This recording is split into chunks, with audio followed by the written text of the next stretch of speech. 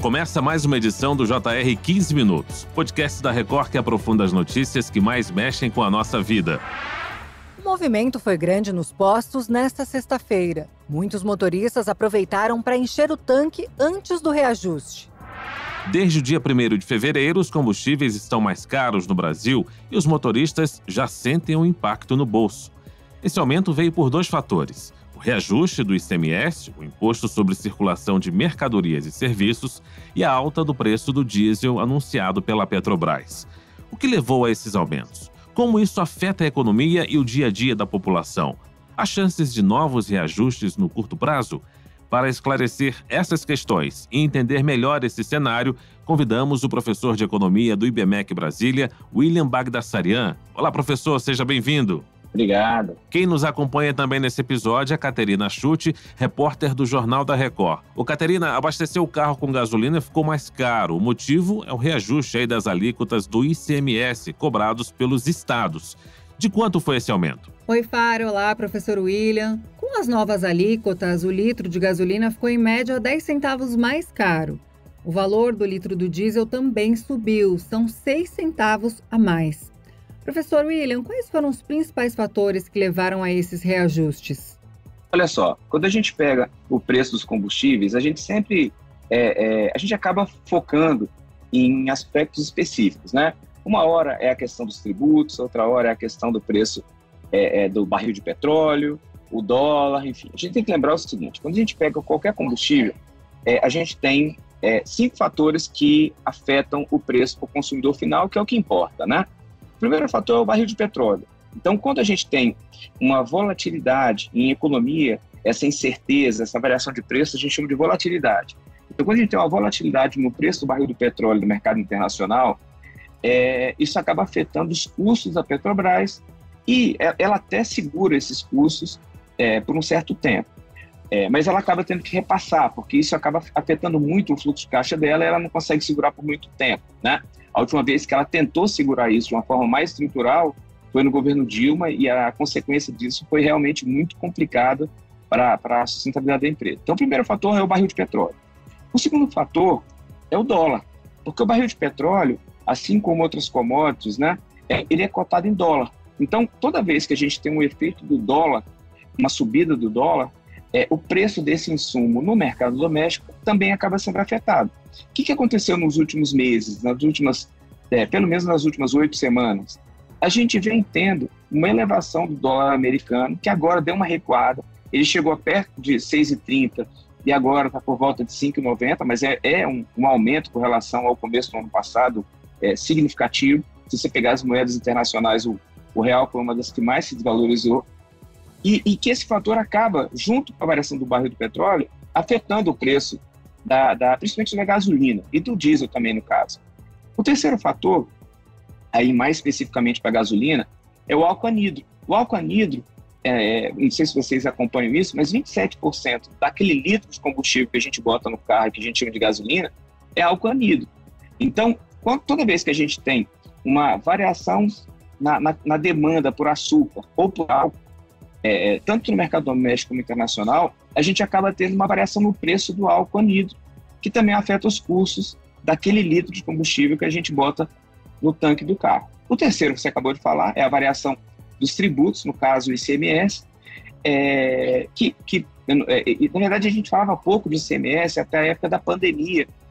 Um pouco depois da pandemia do Covid, a gente teve um problema de desabastecimento de combustível, o combustível subiu muito, e para tentar reduzir o impacto disso na inflação, na época era o governo do Bolsonaro, ele fez uma medida para meio que homogeneizar o ICMS, ele reduziu o ICMS, ele isentou os tributos, e agora a gente está voltando com isso. Então, o quarto é o imposto. E o quinto, na verdade, é a margem das distribuidoras. Porque o que acontece? As pessoas não têm muita clareza de como é que funciona isso. Toda vez que o distribuidor, né, o posto de gasolina, ele acha que vai haver um aumento no preço da gasolina na Petrobras, ele já aumenta isso. E ele não aumenta isso porque é ganancioso ou porque tem algum problema. Ele aumenta isso porque ele vai ter que comprar novamente para repor os estoques.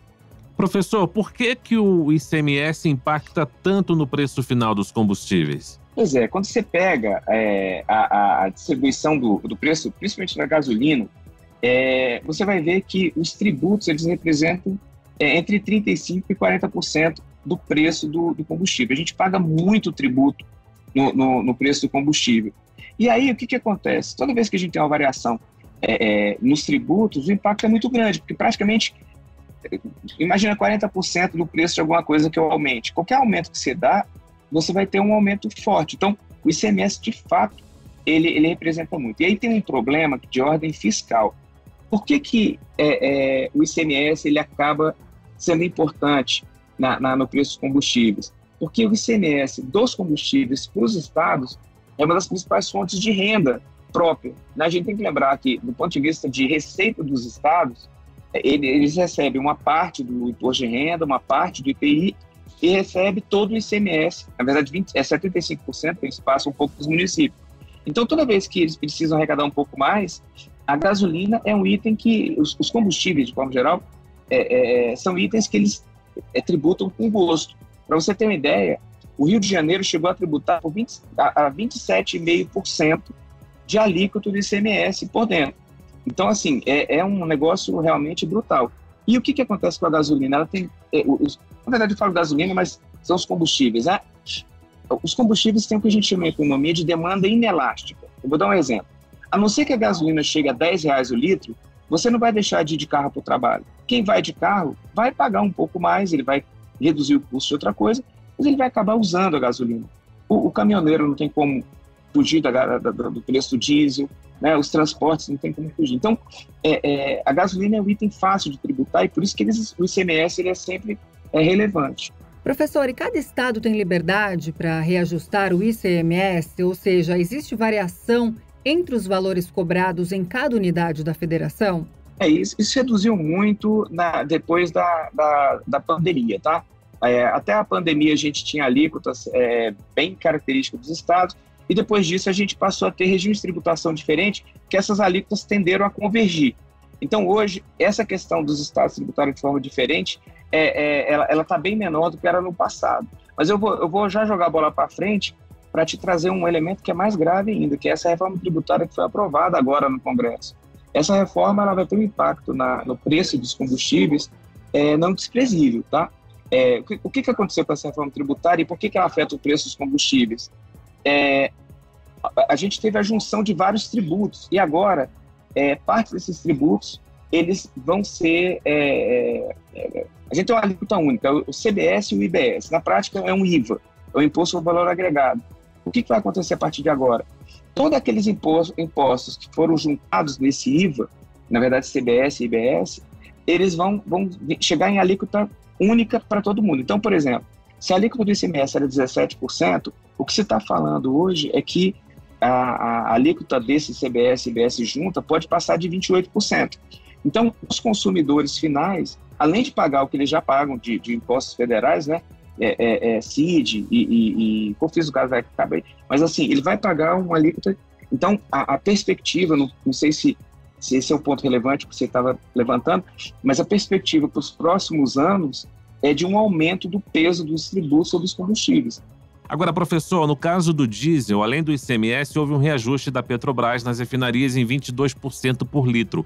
Por que a empresa decidiu aumentar o preço em 6,2%? A Petrobras, ela trabalha com um insumo, o principal insumo é o barril de petróleo. E quando você tem uma variação no preço do petróleo no mercado internacional, você acaba tendo que pagar mais caro por esse petróleo. Alguém vai dizer assim, não, William, mas a gente produz muito petróleo. Aí você tem dois problemas. O primeiro problema é que o petróleo que a gente produz, muitas vezes, precisa de um outro petróleo, meio que para diluir. Tá? Imagina que você tem um líquido bem denso e um líquido menos denso. Então você precisa de um pouco de petróleo leve para você poder fazer, pela tecnologia que a gente tem, para você poder fazer essa transformação do petróleo em diesel, gasolina, etc. Então esse é um primeiro fator. A gente acaba tendo que importar esse petróleo. E aí quando o preço sobe, a gente importa mais caro. O segundo fator é a maneira que o preço da Petrobras é formado, né? Até, se eu não estou enganado, 2016, a formação de preço não era baseada no preço do mercado internacional. Só que agora é. Então, na verdade, você acaba tendo que o insumo da Petrobras é considerado pelo preço internacional do petróleo. Isso, no meu ponto de vista, ele tem fundamento, muita gente critica, mas isso tem fundamento. E por que isso tem fundamento? Lá no passado, na época principalmente 2014, 2013, 2014, o governo decidiu que ele ia segurar o preço, não ia repassar esse aumento de custo para o preço dos combustíveis. O que aconteceu? Vou te dar um dado. Se você for na Agência Nacional do Petróleo, tem as séries estatísticas e lá tem consumo de petróleo. O último dado que tem é de 2023. A gente está falando de 45 bilhões com B de litros de gasolina, de combustível de gasolina consumidos no Brasil. Quando tem 45 bilhões de litros, qualquer variação de preço que eu mexo, eu estou mexendo vezes 45 bilhões, tá? Então, se eu mexer 10 centavos no preço da gasolina, eu estou falando de 4,5 bi de impacto. O Jornal da Record conversou com alguns motoristas e eles estão preocupados com esse aumento. O Alcion, por exemplo, ele é motorista de aplicativo em Brasília. No que eu trabalho, que é usando realmente o combustível, esse aumento vai dificultar muito. O Edivaldo também usa o carro todos os dias em São Paulo para visitar os clientes. Eu gasto em média R$3.000, R$3.500 de combustível por mês. E, inclusive, eu estou pensando em comprar uma moto para poder fazer esse trabalho que eu faço de carro.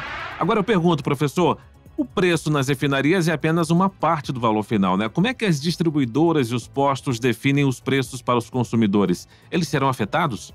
Pois é, essa pergunta é muito legal, porque ela permite que a gente trate de uma nuance da questão que é relevante. Olha só, o preço da refinaria acaba sendo muito função do mercado internacional, né? Se o petróleo sobe, se o dólar sobe, o insumo da Petrobras fica mais caro, ela vende mais caro por causa da questão do insumo. Só que o preço para o consumidor, ele é muito função de oferta e demanda. Então, o que acontece? Na medida em que o motorista, ele aceita pagar, ele vai num posto sempre, ele aceita pagar o aumento de preço sem fazer nenhum tipo de pesquisa, e outro posto, que às vezes está um pouco mais longe, né? Mas que vale a pena o cara encher o tanque lá, acaba ficando vazio, vendendo menos combustível, ele permite que esses repasses tragam esse efeito financeiro para ele.